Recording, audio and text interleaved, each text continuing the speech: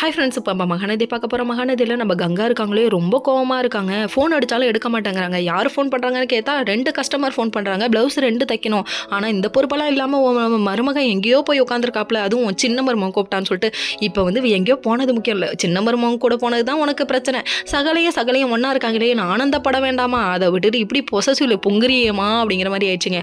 அது மட்டும் இல்லைங்க, குமரன் கால் பண்ணாலும் எடுக்கவே இல்லைன்ற காண்டு வேற.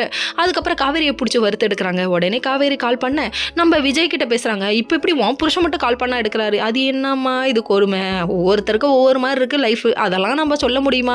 அது மட்டும் இல்லைங்க, அதாவது பாதி பேர் வந்து லைஃப்பில் வந்து வைஃபை எப்படி சமாளிக்கணும்னு நல்லாவே தெரிஞ்சு வச்சுருக்காங்க. ஒன்று அழகின்ற பொய்யை சொல்கிறாங்க, இல்லையா அலேக்கா காலில் விழுந்துறாங்க. இந்த 2 ட்ரிக்கு மட்டும் தெரிஞ்சுட்டா போதும், லைஃப்பில் எவனாக இருந்தாலும் எவ்வளோ பெரிய ஆளாக இருந்தாலும் எப்படியோ சமாளித்து வெளியே வந்துடுவான். சரி, இதெல்லாம் ஒரு பக்கம் இருக்க, இப்படி பார்த்துக்கலாம் இவர் நினச்சிட்டு இருந்திருப்பார் போல்.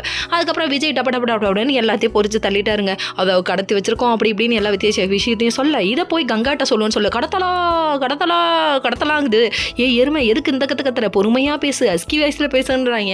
அதுக்கப்புறம் வந்துட்டு உன் புருஷன் கூட சேர்ந்து தான் என் புருஷனுக்கு இந்த புத்தி வருதுன்னு சொல்லிட்டு மறுபடியும் குமரனுக்கு ஃபோன் அடிச்சு, எப்படி இப்படிலாம் நீங்கள் மாறினீங்க, ரவுடி பிள்ளைய மாறிட்டீங்கன்னு கண்ணா பின்னான்னு திட்ட ஆரம்பிச்சிடுறாங்க. பண்ணுறதா இருந்தால் நீயும் உன் புருஷனும் பண்ண வேண்டியதானே, எதுக்கடி என் புருஷன் எடுத்துக்கிட்டீங்கன்றாங்க. டே நல்லா வருவீங்கடா, வீடு மட்டும் எல்லாருக்கும் ஒன்றா வேணுமா?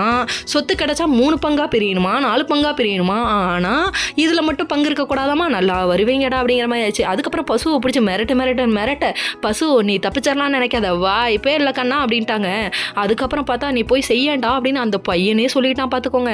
இவர் வேகமாக பத்திரத்தை தூக்கிட்டு இங்கே வராரு. அதுக்கப்புறம் நடக்கிற சம்பவம் தான் உங்கள் எல்லாருக்குமே தெரியுமே, அதை தான் வீடியோவோ ப்ரோமோவில் போட்டு காமிச்சிட்டானுங்களே, நம்ம வேற சொல்லணுமா? இதுக்கப்புறம் என்ன நடக்க போகுதுன்னு பார்ப்போம். Okay friends.